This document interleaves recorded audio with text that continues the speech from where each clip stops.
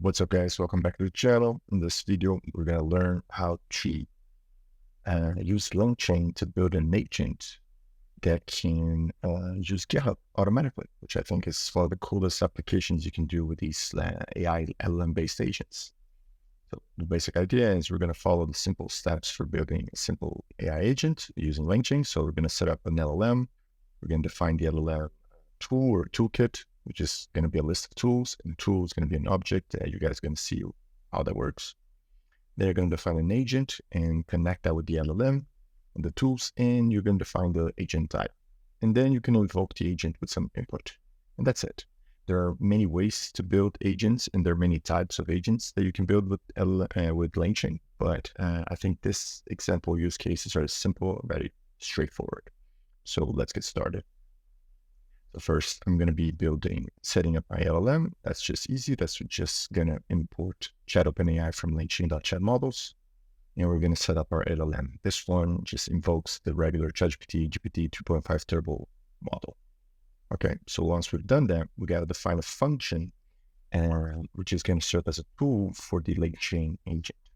In this case, what I decided to do was I wanted to use something that just used LangChain, the built-in packages in Python. So I'm going to use the subprocess package to call terminal commands to do GitHub actions. So in this case, the commit tool is going to add all the stuff in the current folder, and then commit, and then push. So it will assume that there is a repo created in the current folder, and it can add, commit, and push all in just one function. And I'm just doing that because right now I want to do the simplest use case possible so that you guys can follow along, and maybe in the future we'll do a more interesting, more complex example case. Okay. So I'm going to run that. Before we set it as a tool for the LLM agent, let's set it as a general function. Okay. So that's what I'm doing right here. So I'm going to show you guys an example. So I just ran the commit, and this commit ran, as you guys can see, perfectly. And if I switch to Chrome and I go to GitHub and I go to my repositories, and if I go here to LangChain GitHub agent, you guys can see that just now, you see testing commit, it just added the files that were modified inside the repo. So it worked. So I'm pretty happy about that. So now that I know that it works, we can call the LangChain.tools and import the tool object, which it's going to be a decorator that we're going to use. So we're going to decorate that same function we just did. And now that's going to be something that we can use for a LangChain agent. So I really like how LangChain facilitates the creation of tools for agents where you just have to set a decorator on top of a general Python function. The one restriction in this case is that we can only have one input functions. Okay, but we're also going to see an example where we have multiple input functions using LangChain's structured tool. So, okay, so now we're going to give that flag, the decorator here, right? Set up decorator tool for the function that we just wrote. We have to add documentation when we're doing that for a LangChain agent, because that facilitates the integration of that function as a tool for the agent. And we're going to create a list called tools, and we're going to put that tool inside that list. Okay, so that's what I'm doing here. And okay, that's great.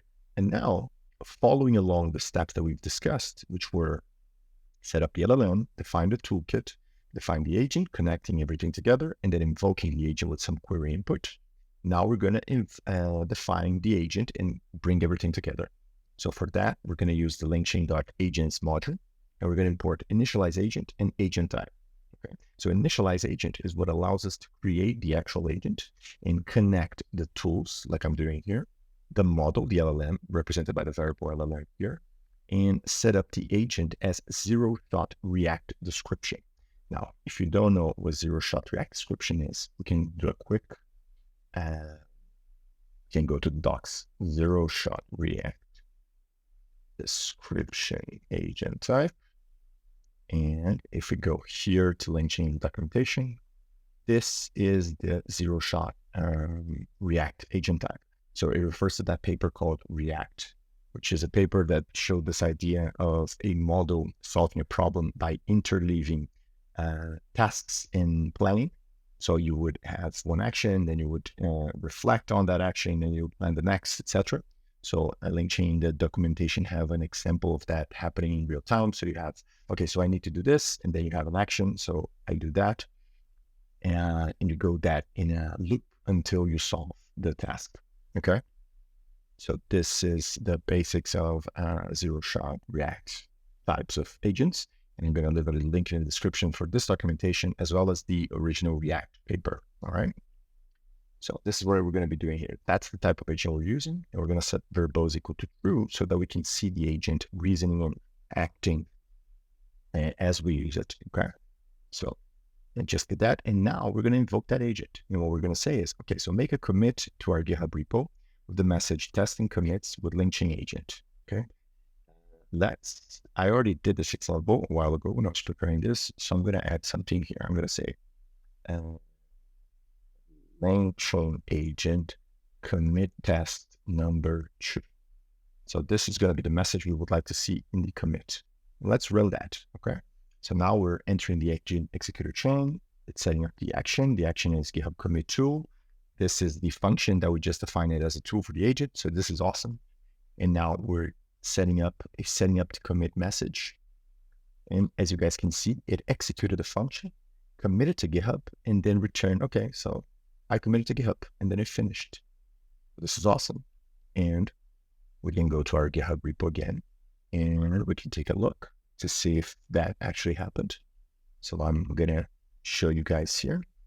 And let me see here, commit message, edit commit. Here. See, I said that the message was LangChain agent commit test file 7 insertions. Yeah, commit test number 2. LangChain agent. Yeah. So as you guys can see here, you guys, testing commits with LangChain agent. There you go. So in this notebook, commit message, LangChain agent commit test number 2. So it actually added the commit message here. The one annoying thing here is that it added everything, including the name of the variable inside the function, which I just noticed now, and it's a little bit funny, but it's all right, because in the end, it actually worked, and we got our commit to work. Okay, but the agent didn't interpret it perfectly, that the commit message was just the part inside of the string, but that's okay. Okay, so now that we have that, what are we going to do? Well, we're going to set up another function, and that's the function to create a file, because if we can commit files, it'd be nice if the agent could also create files and then add content to those files and then commit them. So I'm going to write a very simple function called create a file, which just creates a file with a predefined name that I'm naming here file.py. I'm going to change this to file2.py because I already tested the file.py example. So I'm going to run this, and now just for you guys to get a sense of what's going to happen is, you see that here I can get the contents of a prediction to a large language model by just calling LLM.predict and assigning that to a variable called contents. So I can do that like right now, for example. And this is the code for summing 2 numbers, okay? Let's do the code for summing, let's say, for multiplying 2 numbers, okay? And I ask it to output only the code. Okay, so that's some simple prompt engineering that you can do to make sure that you get just the Python code. Now I'm going to call my function, because we're testing the function now before we set it as a tool for the agent. Okay, that's just good practice. So let's run that, and now it says file create, so I think it created. But let's see if that actually exists inside the current folder. So I'm going to run that, and as you guys can see here, file2.py exists. So I'm going to run that file2 within my notebook, and awesome enough, it runs. I don't know if it's correct. We can actually go to file2.py and check. But yeah, it sets a number 5, a number 10, and multiplies them, and it prints the output. Perfect. So, okay, so now we're going to set our tool decorator to our Python function we just created. So we're going to run this. We're going to update our tools list with our new create file tool and the GitHub commit tool that we already have. And we're going to reinitialize the agent with the tools list, the LLM model, and the new the agent type, which is still zero-shot React description. It's great. And now what we're going to do is just we're going to try to see if the model can actually create a file and commit it to GitHub repo.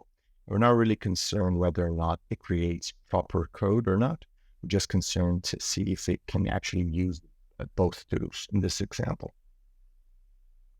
Okay, so we just did that. Apparently it did create the file. It did put something there, so we can go to the repo, refresh it, and as you guys can see, it created the file.py just now, and it added to the repo, so it committed. So we were successful in using both functions. So you can see here, observation file created, observation committed to GitHub repo, which should confirm for us in this little tracing that we can get from this React zero-shot agent that we were successful in using both functions. So that's awesome. So moving on, now we can look at this and think, okay, this is great, but I would like to be able to specify the path with the name of the file and the path where the file should be saved in case we have like a nested folder situation where we want to save the file in a specific folder. And we want to specify the contents, right? So we're going to create a function that takes two inputs, right? File contents and file path, and outputs a string, which will be file created. It's going to be just like the tool we just created, but in this case, we're going to have two inputs. So let's see how we can handle that using LangChain structured tool class. Okay, so here we're just going to be testing out the function without the decorator. So we just do this, and then we see that's created there from file, as you guys can see here, and then we can run it, and perfect. So it's working great. Now we're going to say, okay, so now the create file tool, instead of that in the decorator like we did before, in this example, we're going to do structure tool.from function, and we're going to add the function we created, but we're going to set the name of the variable as the same name of the function, because in this case, now what's going to happen is now this variable is going to represent a function that belongs to that passed through some transformation from the structure tool.from function method, which will give us what we need, which is the ability to handle multiple inputs in a tool. Okay, so we run that. Perfect. And now again, we update the tools list. We had the GitHub commit tool, and we had our create file tool, which is the one that we just updated. Okay, I'm gonna do the same thing. Tools, LLM, and the agent type. In this case, the agent type is going to change because it's not just zero-shot React description now. It's called structured chat zero-shot description, React description. Okay, so we run that, and now we're going to say something interesting. We're going to say, okay, write a README file with a simple description of this project, which is about an introduction to LangChain, then commit it to our GitHub repository. Okay, so let's see what happens. We're going to do that. And it's running. So it called create file tool action. It wrote inside that file the introduction to LangChain stuff, and it was called readme.md. And then it created the file, and then it committed to GitHub repo. So this is awesome. This is exactly what we wanted. And I can go here on my GitHub repo now, and you guys can see that just now the README was updated. Introduction to LangChain. So it doesn't know what LangChain is because remember, guys, these models were trained in data that's outdated from like a year and something ago, but it doesn't matter. The point is it was able to successfully use the create file tool with two inputs. This is absolutely perfect. So now what we're going to do is, okay, we can create files. We can commit to GitHub. How about reading content from files? Okay, so this is what we're going to do. We're going to create a function called read file tool. It's going to take in a file path, and it's going to read the contents of that path and return it. Okay, so we can do that with the readme.md file that we created, and you guys can see here the output. Perfect. Now, again, since this is a single input tool, we can just add the decorator tool. And now it's already something we can use in the tools list for the agent. So I can run this, update the tools list again, just like we did before. And just like we did before, we reinitialize the agent with this new tools. We keep it at structured chat zero-shot React description because it has one structured tool inside that tools list. Okay, guys? So that's what we're going to be doing here. And now we're gonna try to create a task that would involve reading files and then committing them to GitHub. So we're gonna say update the README based on the contents of the repo context.txt, which is a TXT file I created with a bunch of code and a bunch of stuff that I wrote in the Jupyter notebooks, so that I would have something to test with you guys and commit the changes to the repo. So the idea here is that the model is going to read this text file and make updates to the README to make it closer to the actual repository that we have and the contents inside. Okay, so we're going to run that and let's see what happens. So it correctly called the action of the read file. It's reading the contents, and now it got the outputs that you guys can see here in pink. Okay, and then it committed something to GitHub. Okay, let's take a look.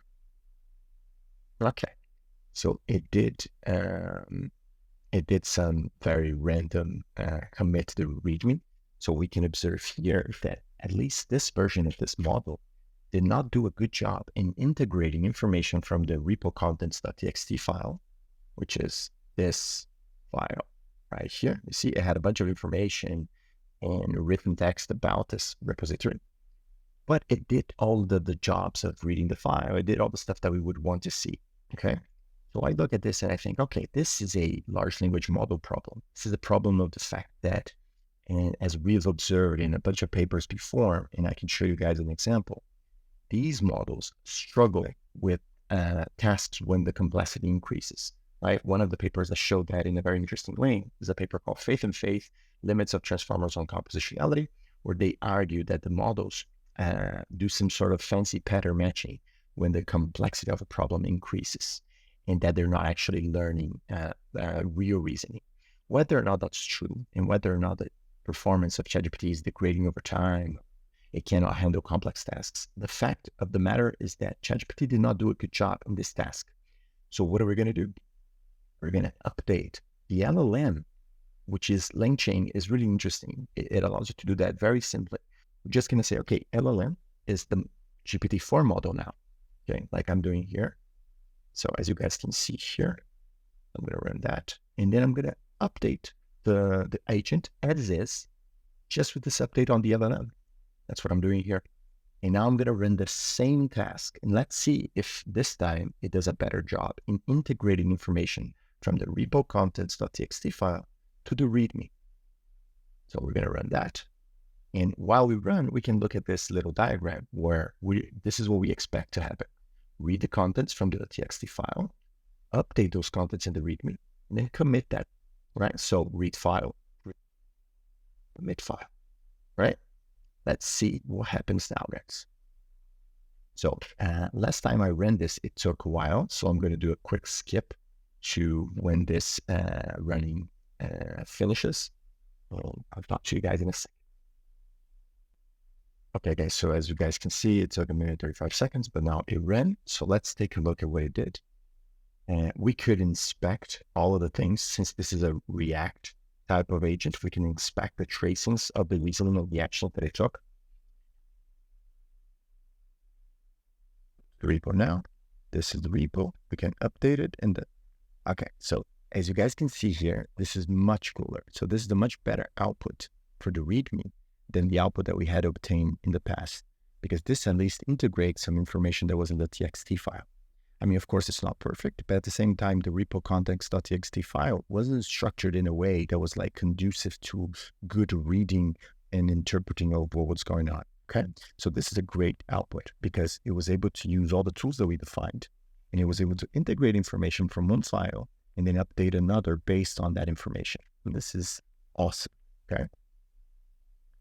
So now that we've done this, let me just go through here. I guess this is it. I think this is a really interesting use case. And although reliability is definitely an issue when you're handling an agent that does stuff for your GitHub, so you should not do this for work right away, but you can start using this and experiment with workflows where you can have an agent that does some of the boilerplate stuff in GitHub for you, as well as actually do some kind of work if you have some kind of testing mechanism that you can set up. to make sure that the outputs that you get are consistent, reliable, and high quality. But that's just a matter of iterating on top of this approach with better prompt engineering, better parsing of the outputs, which we didn't cover in this video. And there's a bunch of other stuff that we can do. And I intend to explore a lot of agents on the upcoming months because of my O'Reilly live training course that's coming out in soon about LangChain and agents. So make sure to check that out. And I'll definitely talk about it here on the channel in the future. And that's it. Thanks for watching. Don't forget to like and subscribe, and see you next time. Cheers.